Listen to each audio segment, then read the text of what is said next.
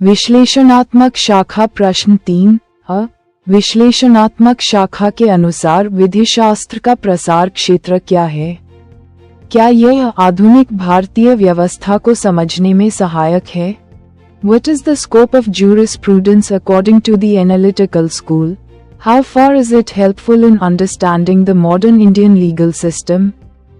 और विश्लेषणात्मक शाखा के प्रमुख समर्थकों पर एक टिप्पणी लिखिए।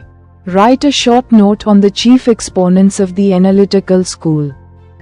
उत्तर विश्लेषणात्मक शाखा के विधि का प्रसार क्षेत्र।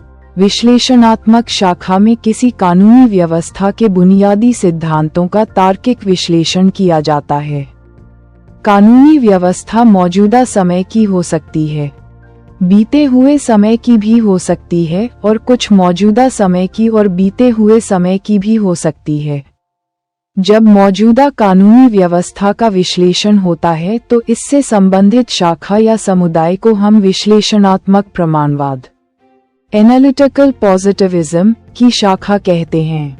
इसमें मौजूदा कानूनी व्यवस्था के बुनियादी सिद्धांतों का तार्किक विश्लेषण, उन सिद्धांतों का वर्गीकरण और उनके पारस्परिक संबंधों का वर्णन होता है।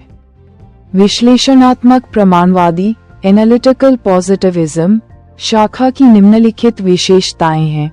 1. विधि का निर्माण मानव द्वारा होता है। 2. है और होना चाहिए में कोई संबंध नहीं है। कानून जो है और कानून जो होना चाहिए दोनों में अंतर है। 3.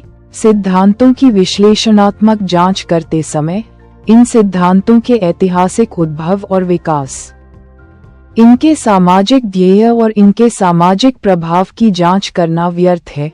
4. वैधानिक व्यवस्था अपने में सुसंबद्ध और पूर्ण होती है, अतः हम तार्किक पद्धति द्वारा ही कानूनी फैसले तक पहुंच सकते हैं।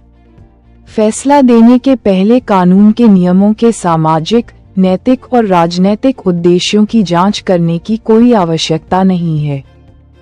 5. नैतिक फैसला उतना शक्तिशाली नहीं होता है जितना कि प्रमाण, तर्क और गवाही द्वारा प्राप्त किया हुआ तर्कपूर्ण फैसला। सामंट के अनुसार विश्लेषणात्मक विधिशास्त्र के अंतर्गत निम्नलिखित विषयों का अध्ययन किया जाता है। 1. विधि की धारणाओं कॉन्सेप्ट्स का विश्लेषण। 2. नागरिक विधि सिविल लॉ और अन्य प्रकार के कानूनों के संबंधों का परीक्षण। 3. उन मूलभूत विचारों का अध्ययन जिन पर कानून आधारित होता है, उदाहरणार्थ राज्य, प्रभुसत्ता, न्याय। 4. वैधानिक अधिकारों का विश्लेषण और उनका वर्गीकरण। 5. सिविल और अपराधीय उत्तरदायित्व के सिद्धांतों का परीक्षण। 6. कुछ अन्य वैधानिक प्रत्ययों यथा व्यक्तित्व, संविदा, आधिपत्य, जायदाद का परीक्षण। इस शाखा के निम्नलिखित समर्थकों के नाम उल्लेखनीय हैं। 1. Jeremy Bentham 1742-1832। ये प्राकृतिक विधि नेचुरल लॉ का घोर विरोधी था। उसने तात्विक व ऐतिहासिक विधिशास्त्र की तीखी आलोचना की है। उसने कहा कि कानून राज्य की देन है, अतः इस दृष्टि से वह बहुत ऑस्टिन का पूर्ववर्ती कहा जा सकता है। ऑस्टिन से वह एक बात से अलग हो जाता है।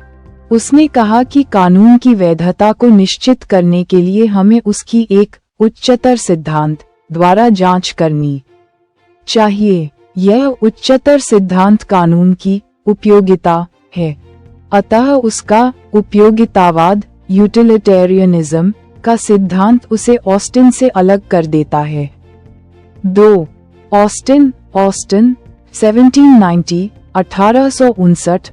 ऑस्टिन भी बेंथम की भांति प्राकृतिक विधि और तात्विक आदर्शवाद का विरोधी था। बेंथम ने कानून के सुधार के लिए बहुत बड़ा काम किया था। ऑस्टिन ने कहा कि यह ठीक है, लेकिन सुधार के पूर्व हमें ये देखना चाहिए कि कानून वास्तव में वर्तमान समय में क्या है। उसने कहा कि कानून संप्रभु का आदेश है, अतः उसने व्यक्तिवाद और कानून तथा नैतिकता को अलग अलग रखने पर जोर दिया। फिर भी विधिशास्त्र में उसका योगदान सराहनीय है। विधिशास्त्र में उसके योगदान को आज भी लोग याद करते हैं। ऑस्टिन के अनुसार विधि के 3 गुण होने चाहिए। 1. विधि संप्रभु का समादेश है। 2. समादेश संप्रभु द्वारा जारी किया जाना चाहिए।